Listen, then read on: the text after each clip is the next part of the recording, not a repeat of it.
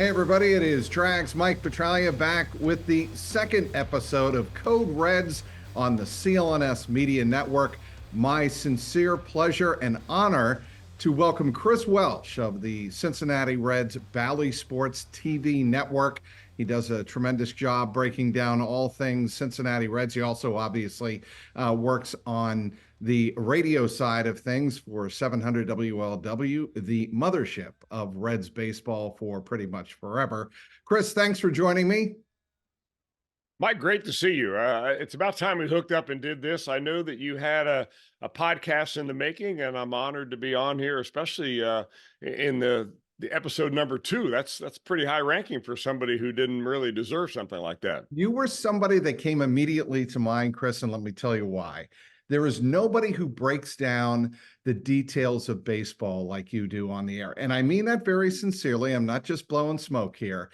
I am somebody who has always felt, with all of the statistics, all of the analytics in baseball today, which certainly have their place, that a lot of the physical details of baseball get lost. That's how I feel. And I always feel like when you analyze the game on the broadcast, the details of how the game is actually played matter to you. Is that right? Would you say that's fair? Well, I appreciate you saying that, number one. Really, thank you. And I've always thought that broadcasting, after I got into it a while, I really wasn't sure how to, shape myself, so to say. I've been lucky to work with some really great broadcasters, George Greene for 17 years, worked with Marty Brenneman for many, many years, and a Yep. lot of others as well. Tom Brenneman. Now I get John Sadak, which is really a treat. Uh, but I've always thought that broadcasting successfully is a combination of entertainment, number one, and Mhm. education, number two. Without trying to be funny personally, I don't go for the inside jokes and things like that very much. Right. But I think that people want to be entertained because everybody who turns that TV on has got issues of some kind, right?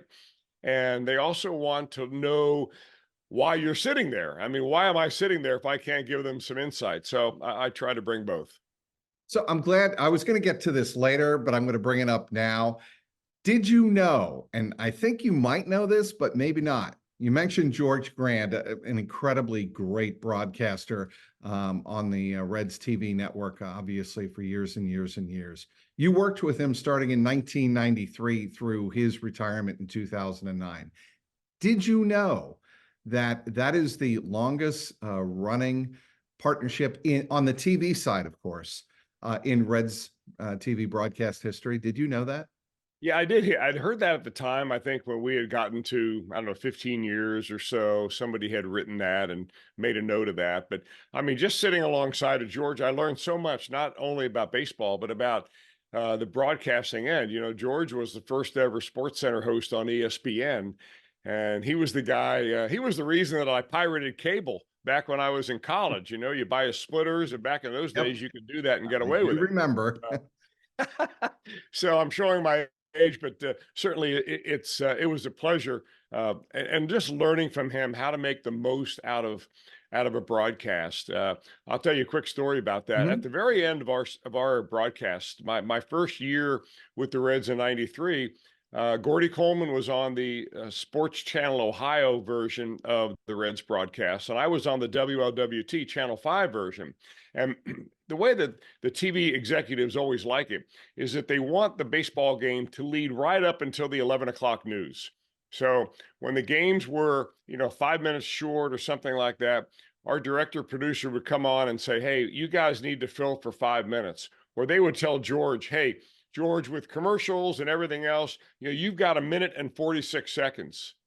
And George, with an internal timer in his brain, would give you 1 minute and 45.4 seconds. I mean, it was absolutely uncanny. And people around the industry will nod your head, when they hear this story. But he was amazing when it came to being able to cover stuff. When things went wrong, and they always do on a television broadcast, just like they did back in the early days of ESPN. There are no teleprompters when George worked. So Correct.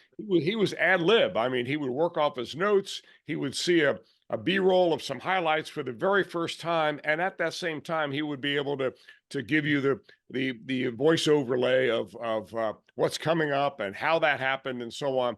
It's just amazing. So, you know, in times when it really took a professional to say something, I shut up and let George talk. All right, let's get to the 2024 version of the Cincinnati Reds. They are getting prepared for the regular season, the opener, which is incredible to think, March 28th against the Washington Nationals at Great American. And that's just, you know, a little over 2 weeks away. They have won 8 of their 13 games as we record this. The big news, of course, on Friday, very, very, very disappointing, and that's the 80-game suspension of Noelvi Marte due to testing positive for PED Boldenone. And obviously, he was coming back from a hamstring injury from winter ball. But I guess the question I have for you, and you're around the team in Arizona, of course, how big of an emotional blow to the team is that news when they first heard it on Friday? Well, it's a big blow. There's no question. I mean, he was the one infielder, along with, I guess, McLean and Ellie De La Cruz, that was expected to play nearly every day. And boy, he was looking good in spring training too. Yep. Um, I think the other part of it is that fortunately it happened here in the early part of March and not 2 days before the beginning of the season. That would have probably thrown the Reds for a little bit bigger loop. You know, one thing about Noelvi Marte, I've gotten to know him a little bit. He's a really wonderful young man. This does not make him a bad person. I really believe that, and I don't know any of the details as to how this happened, but um, coming back from injury, you know, probably got some bad advice on, you know, Yep. taking something to help his facilitate the hamstring rehab, and probably was told this is perfectly fine. I mean, if you've ever seen the list that Major League Baseball's produced, um, the players are and not are allowed and then not allowed to take. I mean, it is, I mean, you have to be a chemist or a pharmacist to understand what this stuff is. So there's no excuses. He's not making any excuses. The Reds aren't. They're going to move on. But in the long run, it's not going to harm the Reds because he's only 22 years old. In the short run, though, you know, they're going to miss him. And I think they'll miss him. Obviously, I think one of the penalties, if the Reds do make the postseason, he will not be eligible. So it kind of puts a little bit of a weird spin on things when he does come back sometime in June, I think is when he's eligible. And but when you miss a half a season, it's really tough for the team and obviously tough for him.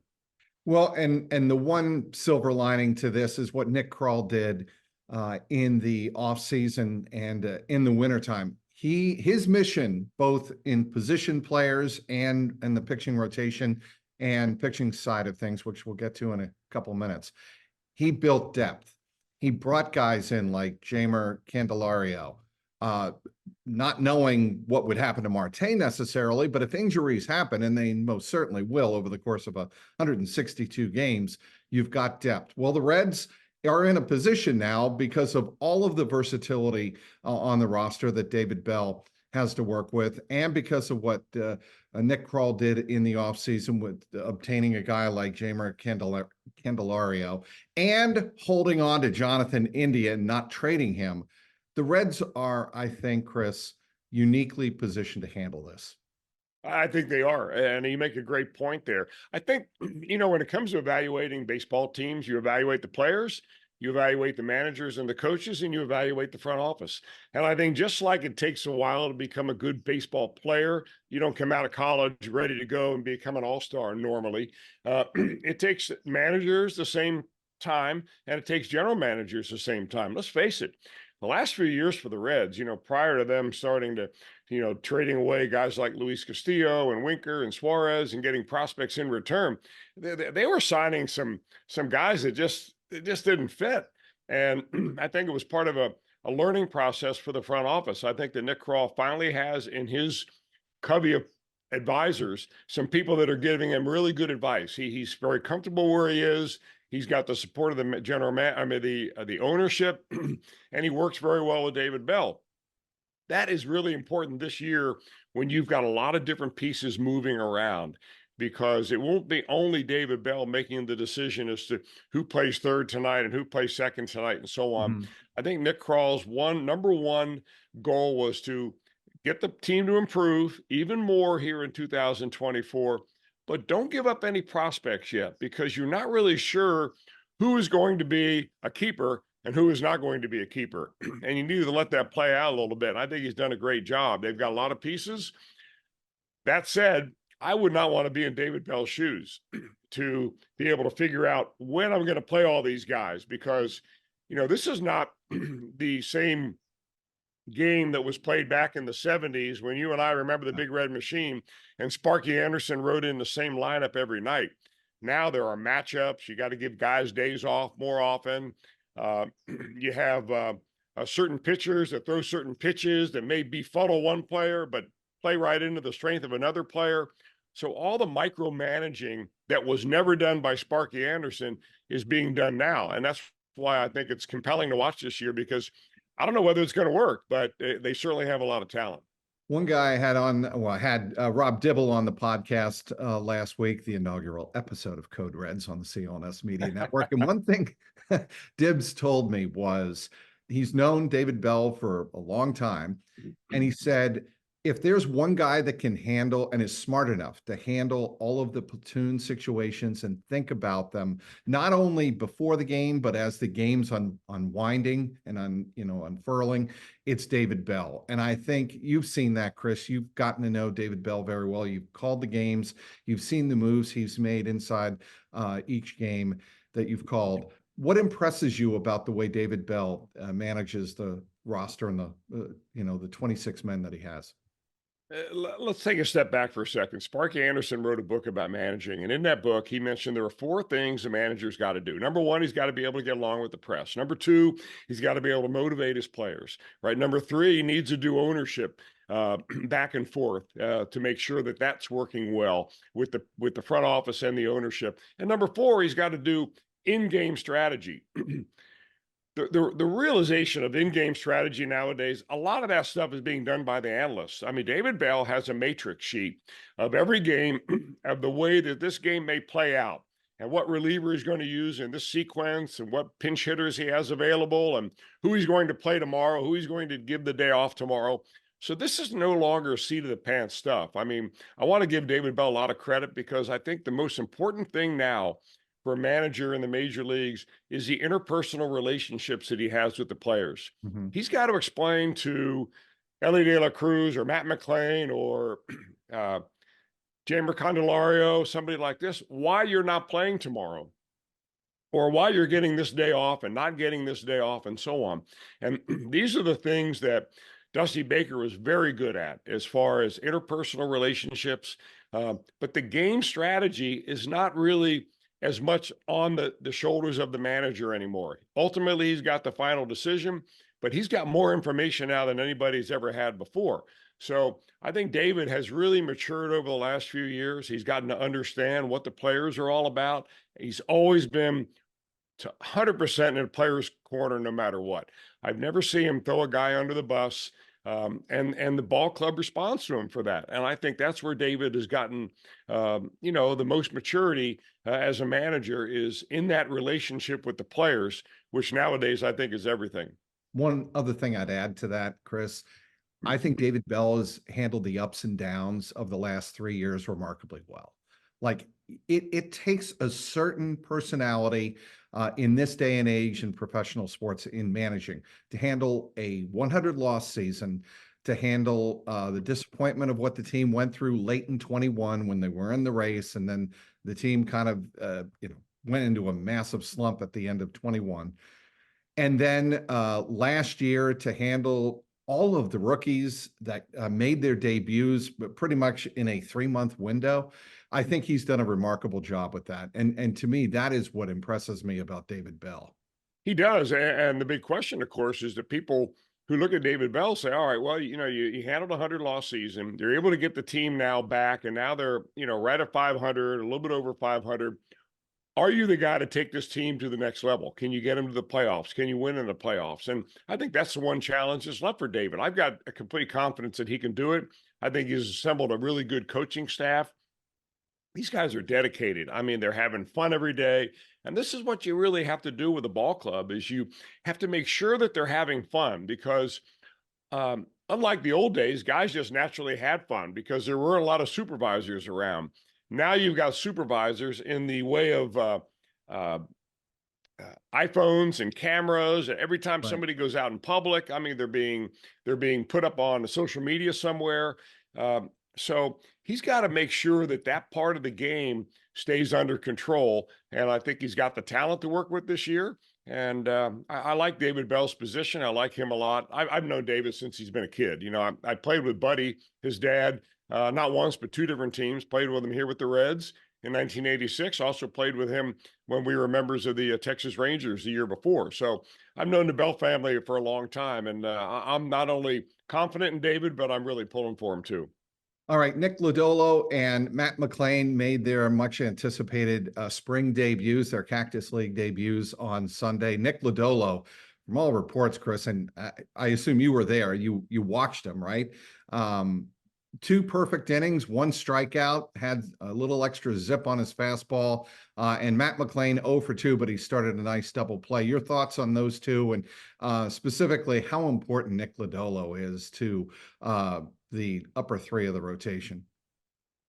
Very important. I'll answer that one first. And Mhm. first, though, Mike, I got to tell you, I'm not really one to get all fired up about spring training. You know, if you I get are it. evaluating your major league roster by what you see here in Goodyear, Arizona in March, you're going to be fooled every time. Let's go back and take a look at who were the best pitchers in spring training the last few years. Who are the guys that led the team in batting average That's in fair. March? Yeah. And you're going to see a list of anonymous names that you probably don't recognize half of them. So, because you're looking at me, I was a Hall of Fame spring training pitcher. The reason I can tell you, I mean, the year that I tried to make the Reds, I gave up back-to-back doubles to the first two batters I faced. One of them, Billy Beane, who went on to be the general manager of the A's. Yep. And I did not let another runner get to second base in 16 innings that spring. So, and I didn't walk a batter all spring long. So, um, but when it came to real baseball, I wasn't that good. I was very mediocre. So I think the same thing can be said by here.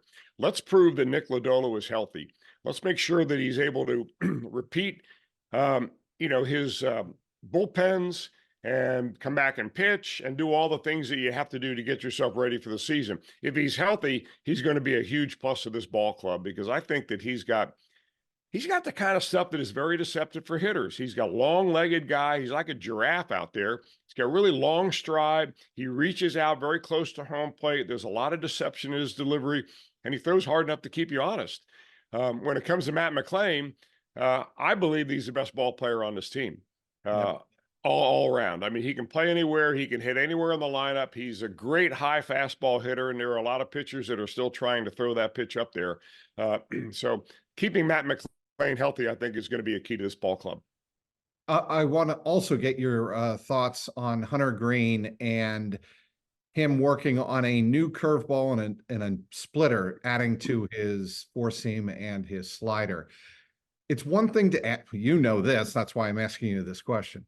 It's one thing to add those pitches to your repertoire. It's another to command and have confidence in them once you bring them into the regular season when the games actually count. You know, Go you're ahead. right, and I kind of chuckle when I show up in camp and I talk to some of the reporters and they tell me, "Oh, did you know that so and so's added a new pitch?" Well, if it's that easy, everybody would add a new pitch every week, right?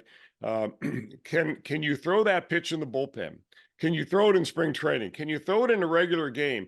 Can you throw it in the seventh inning with the bases loaded and the MVP Ronald Acuna at the plate? That's the question that I want to know. So the answer to that is probably no, not until you've thrown it a long time. I think that Hunter Greene has made some major advances. I think the fastball splitter combination is going to be really good for him.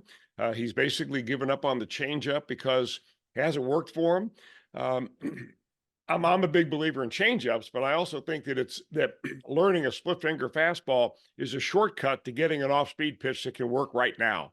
So I can teach you one probably right now, and you can use it in the game 20 minutes from now. A changeup make 2 or 3 or 4 years to be able to really get the feel of. I mean, if you don't believe me, talk to Luis Castillo. He'll verify that for you. But Hunter Greene's got immense talent. I think that we got to get Hunter Greene focused on the things that he does the best and let him do that. Let's simplify the game a little bit. For a guy that throws 100 miles an hour, adding a new pitch is nice, but let's get him to throw 3 pitches that he can throw for over the plate in a crucial part of the game. And I think for Hunter Greene, that means locating his fastball. I really believe that I would like to see Hunter Greene pitch inside more. I mean, this guy's intimidating. He is huge. Yep. And he's got a beautiful delivery, but he's got a zone in that fastball zone that's down and out over the plate that's very hittable. That's why he gives up home runs. They call it a dead zone or meat zone, whatever you want to call that. He's not as hittable when he gets a fastball up, and he's got to be able to locate his fastball. If you're going to pitch at this level successfully, we've already found out that 98 miles an hour is hitting speed nowadays. Right. So you've got to locate. And I think that if he pitches inside a little bit more and just show the opposition that he's tough, he doesn't care if he comes in there or not. I think it'll open up the strike zone for him a little bit. Then he doesn't have to make perfect pitches with all the other stuff. 2 things about Hunter Greene, and from my layperson's perspective. Yeah, I caught, but in high school and college and all of that. But one thing, or the 2 things that stick out to me about Hunter Greene, he needs to get ahead of the batters more often. Not usually you do that with a fastball if you can command it. Secondly, he needs to throw more pitches, and this is, to me, why you would add a curveball and a splitter. He needs to throw more pitches that look like strikes and wind up out of the strike zone, and you know this very well, Chris. 2 best pitches in baseball, right? Or ones that look like a strike and end up a ball, and the other looks like a ball and ends up a strike. The ones that get hit are the ones that say they look like a strike and they stay a strike. And you're right. I agree with you. But I think that, for Hunter Greene, let's simplify things. I think Hunter, we've got such high expectations for Hunter Greene because he's got such great talent. Yes. He doesn't really have a long pitching resume. He didn't really pitch in high school. He missed some time in the minor leagues. He never really learned to use any off-speed stuff in the minor leagues because he didn't need it. He just blow guys away, right? So you get to the big leagues, and now this is a big pond here. And everybody's an all-star from the minor leagues who's in the big leagues right now. So you've got to use cunning, guile, you've got to use command, and you've got to use good stuff. And I think for Hunter, he'll get it, but we are making the mistake of rushing him to stardom because he checks so many boxes that are really great. Let's get out there and let him learn how to pitch. And I think part of that means exactly what you said. Get ahead of hitters. How do you get ahead? You command your fastball. Yep. If you want to go down and away to a safe spot in the zone, go down and away for strike 1, and then you've got the batter on his heels a little bit. If you go 2-0 and you need to come up with a fastball, even 98 miles an hour is going to get turned around nowadays. So it's about commanding the fastball. It always has been, and in my book, it always will be. Okay, I'm going to wrap it up here because I know you're on a time constraint, Chris. Want to get quick thoughts here on, first of all, Rhett Lauder and Chase Petty, because I think both of them have incredibly high ceilings for potential impact in the Reds rotation down the road. But your thoughts specifically on Rhett Lauder and the potential that we might see him this year? I think there is potential. A lot of that depends on how the guys at the big league level perform and how well they stay, healthy. Last year, the Reds, went through 18 pitchers or something like that. They had 12 guys that had five or more starts, some kind of ridiculous number where it was a revolving door. Let's hopefully that we don't see that again this year. And watching Lauder pitching games and watching Lauder pitch several bullpens, been very impressed. The young man has a really good idea what he wants to do. His stuff is good. I mean, nowadays, any of these top round picks or top round signs, they all got good stuff. I mean, it's like the NFL. Everybody's fast. But it's what you do to separate yourself, right? Can you change speeds? For me, I don't care if a guy blows away a hitter on 3 pitches. I just want to see him get out. I'd rather see him get a hitter out on 3 pitches than strike him out on 8 pitches. because an out is an out, right? Louder's got a really good idea. I go by what the coaches say on him and Chase Petty. Petty the same way. I love the ball, the way it comes out of his hand. He seems to have like a quiet confidence out there. He's the kind of kid that kind of sneaks up on you a little bit because he's not huge and he's not overpowering or anything like that, but he's got really good idea. Give me a gamer of a player with a good idea of what his best stuff is versus what he cannot do well. And he's going to win more than the guy with just great stuff every time because he's going to figure out how to beat the guy that's got that great stuff.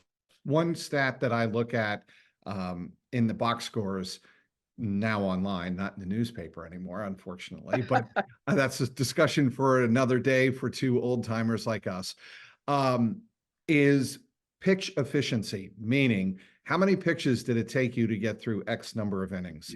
And to me, that is a statistic I would like to see impressed upon the audience, upon fans, a lot more than even whip. And whip's pretty good stat for me. I like that stat.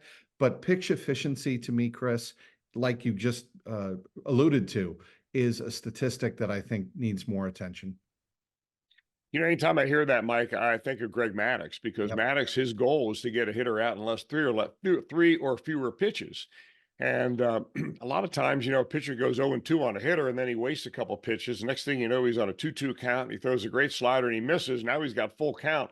Well, Maddux used to say, have you ever seen the batting averages on an 0-2 count? It's the worst count in baseball to hit. So why wouldn't I want to get a guy out on an 0-2 count? And I just don't think that there are enough pitchers and pitching coaches that adopt that philosophy. I think you're going to see that a little bit more this year in this year's pitching staff. I think that Muntas is going to do that. He's going to show you that you know, Frankie's a pitcher that's been around a little bit and he understands how important it is to get a guy out with few pitches. I think that Nick Martinez is a pitcher that does the same thing to come right after him. And I think that they can be leaders, those two guys, especially on the pitching staff. We didn't get to talk about them, but they can be leaders on the staff just by doing that and having the other guys watch them. But I'm all with you. I mean, the fewer pitches, the better. And I'm going to wrap it up with a fun subject, working with John Sadak. How much have you learned? And how much, is there one John Sadak moment that sticks out to you? You know, John Sadak, I got to tell you, he looks things up on the internet faster than anybody I've ever seen. Total recall, John Sadak. I mean, it's absolutely incredible because I may bring up a player that was a former, now keep in mind that John did not grow up a Reds fan, okay? He's from New Jersey. He's a huge gamer. He loves to play video games. He didn't play a whole lot of baseball.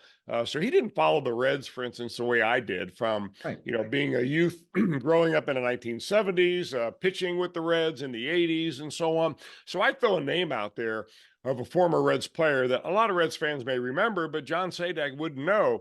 Well, while I fill in the blanks a little bit for maybe 10 or 15 seconds, John is quickly looking the guy up on the internet, and then he's quoting about this player, and he makes it sound like he lived next door to him. And it's amazing how quick he is at that. He's very adaptable. I love his excitement level. I really do. He's always happy. I love being around happy people. And John Sadak is one of those guys for sure. And it's a treat sitting next to him. I can tell you that. Well, we, as you alluded to, we didn't get to so much that I wanted to touch on, but that's why there are future CodeReds podcasts in our future. And Chris, I really do want to thank you for joining me on episode number 2 of CodeReds. Also want to push your Twitter site or X site, and that would be @ThinkPitch, and your website. Remind me really quick, Chris. Okay, my Twitter handle is ThinkPitch, ThinkPitch, and my website is a website about the baseball rules. It's completely free.